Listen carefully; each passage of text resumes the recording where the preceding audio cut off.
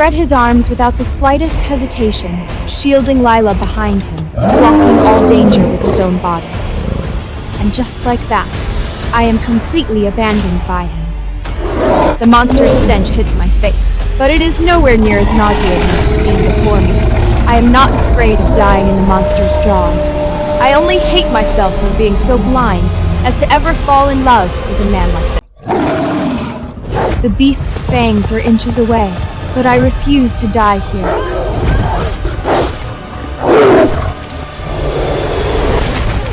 The agonizing pain tears at my nerves, but it also makes one thing crystal clear. From the very beginning, the only person I can rely on is myself.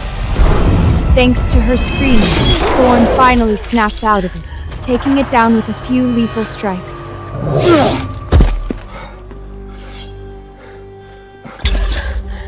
Your Highness, are you alright? Looking at his face just feels incredibly ironic. With my last ounce of strength, I swat his hand away in disgust. He just looks at me, totally confused.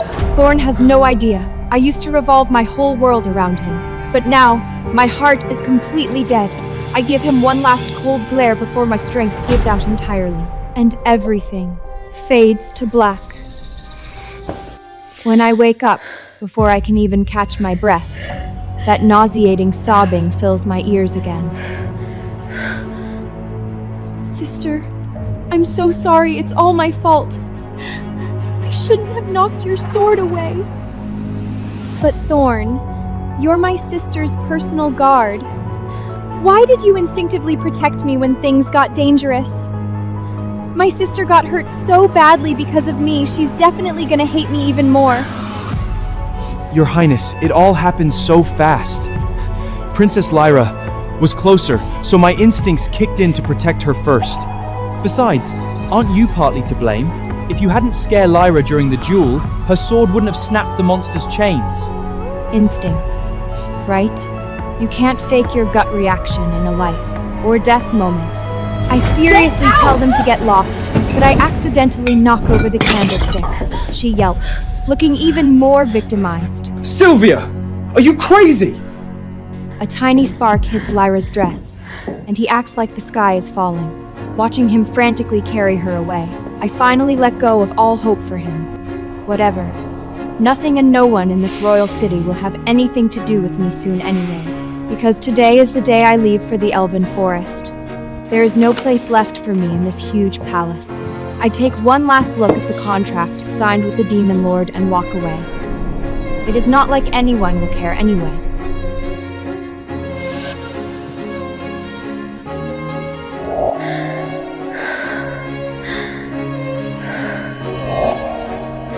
Was I too harsh just now? Sylvia is injured. He finally remembers me, but it is too late. I am already gone, headed to a place he'd never expect. Let me take one last look at this palace. After all, I am never coming back. Your Highness!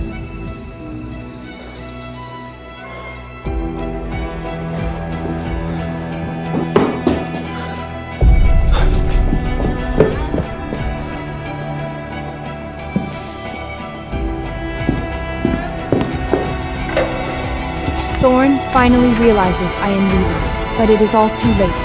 Let's never see each other again. Before leaving, I come to the garden. It holds so many memories of me and Thorn. Mostly unhappy ones, though, but none of that matters now. I am the only one who cares anyway. Just as I am about to leave for good, a pair of hands suddenly grab me, cover my mouth, and drag me away by force. I struggle with everything I have, but it is completely useless. When I wake up again, I lie on a bed in a strange room, my arms and legs tied down. I try to move but can't. Panic sets in. Then, I hear footsteps. I force my head up and see a tall man wearing a mask. He picks up a candle that has been burning for a while and slowly tilts it, getting ready to drip the hot wax on me. That is when I see it, the familiar scar on his hand. The moment I recognize that scar, I completely break down. The masked man trying to torture me is Thorn.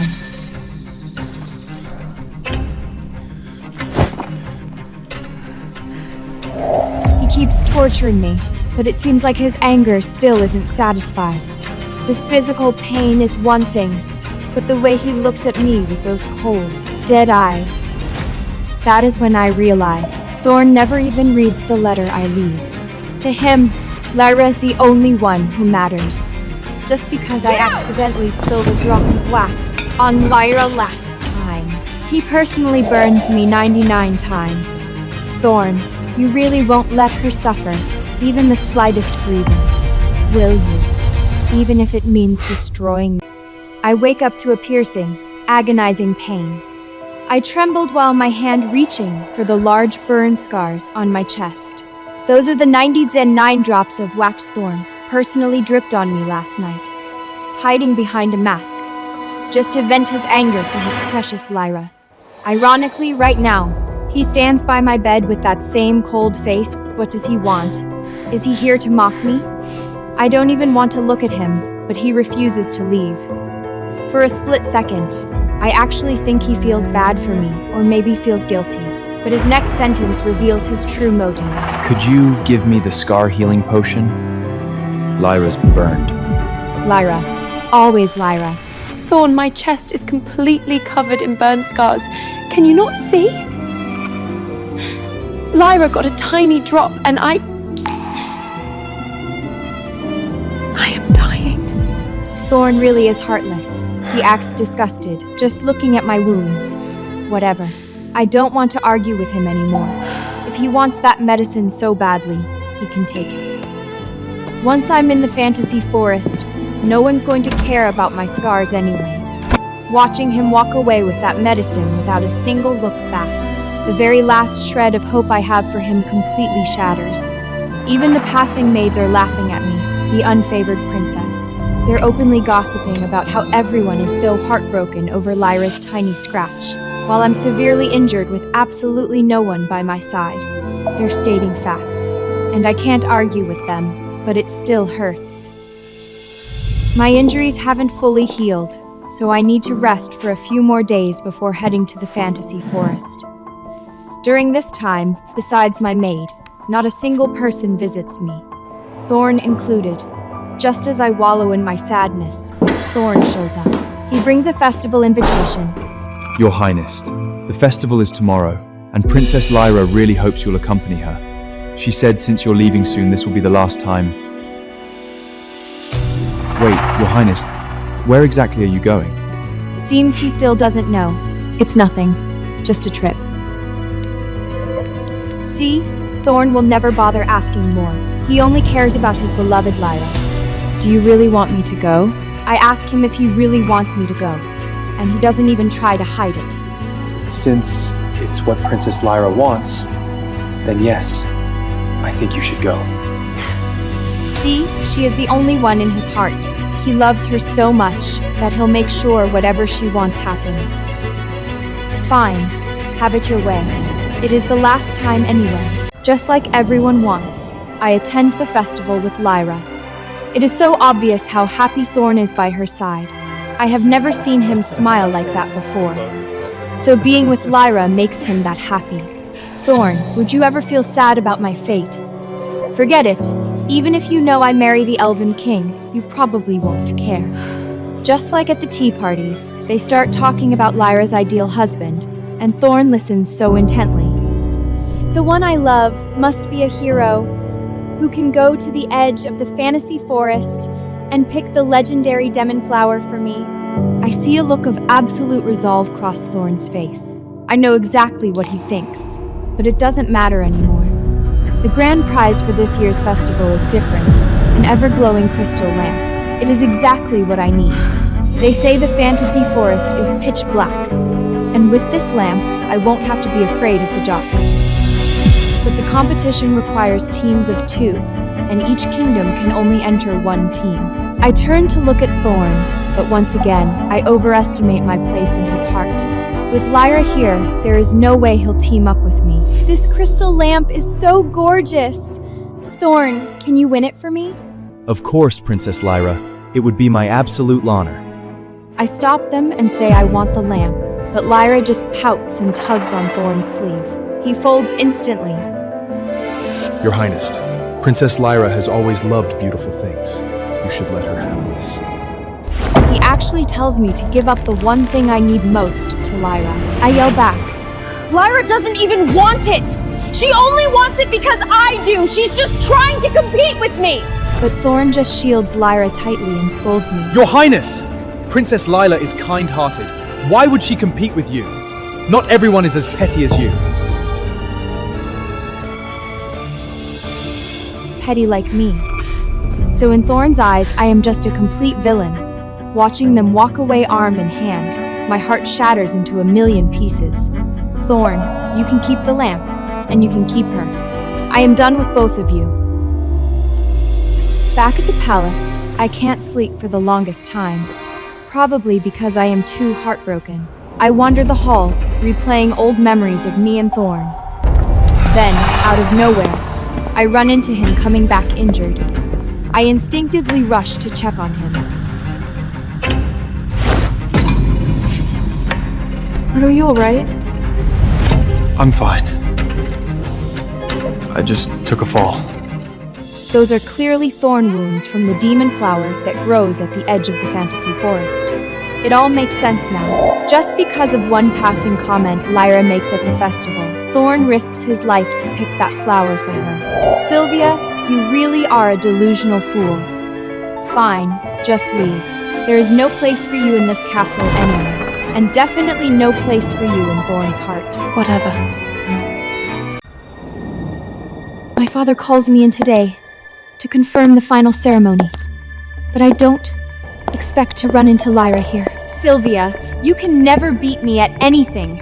Just like your pathetic mother.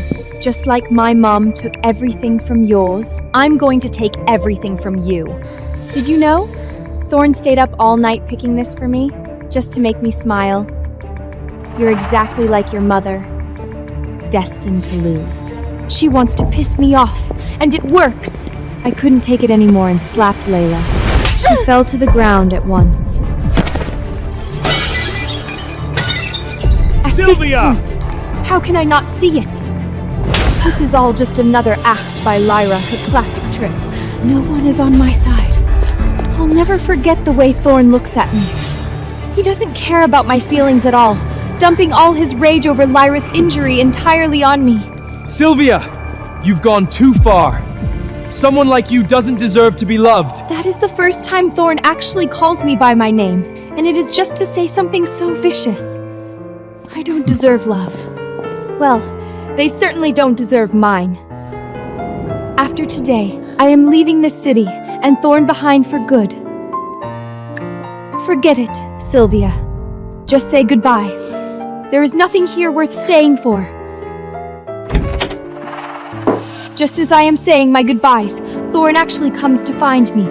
It is the first time since he became my guard. For a second, I even hope he is here to apologize. But I am wrong. The look in his eyes tells me he is just here to defend Lyra. Seeing that look, I remember that night in the strange room. Behind the mask, he looks at me with those exact same eyes. What? Are you going to slap me 99 times now too? I see the shock in his eyes. Right? He has no idea I already know who he really is. Your Highness, what are you talking about? Nothing. I keep my mouth shut. I am leaving anyway, so let him play Lyra's knight in shining armor for the rest of his life. But what he says next completely freezes my heart. Your Highness, I'm begging you. You have everything. Please stop bullying Princess Lyra from now on. I have everything. His precious Lyra steals everything from me. My father, my lover, even my mother is killed by her and her mom. If it isn't for her, am I this hated princess? Does everyone mock me? Am I forced to marry into the fantasy forest, not even knowing if I'll survive? I have everything?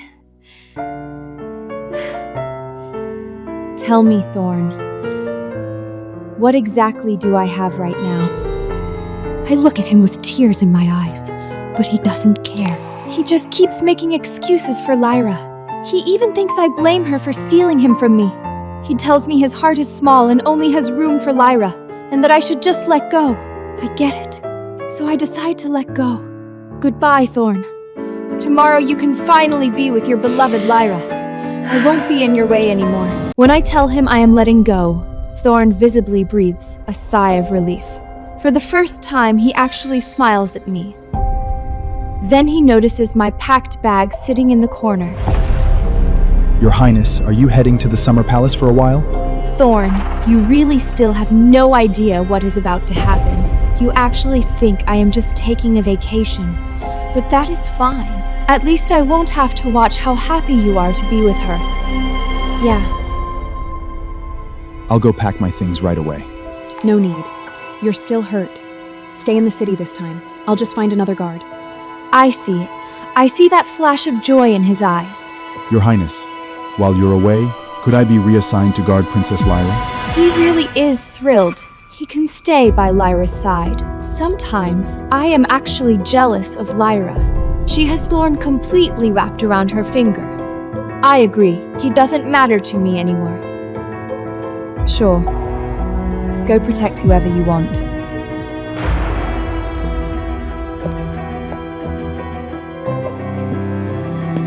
Your Highness, if you need anything, just send word. As your personal guard, I'll be there immediately. This is exactly what I hate most about you, Thorn. You are clearly overjoyed, yet you still say things to give me false hope. I ignore him on purpose, but right as he is leaving, I can't help but say a real goodbye. Goodbye, Thorn. For good. What? When he asks, I just shake my head and pretend it is nothing. But watching him walk away tears my heart to pieces.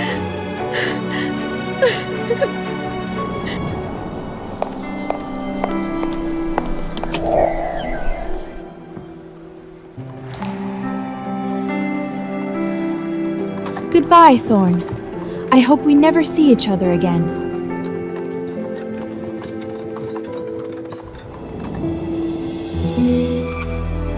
Finally got rid of you. She has this wicked, smug smirk on her face.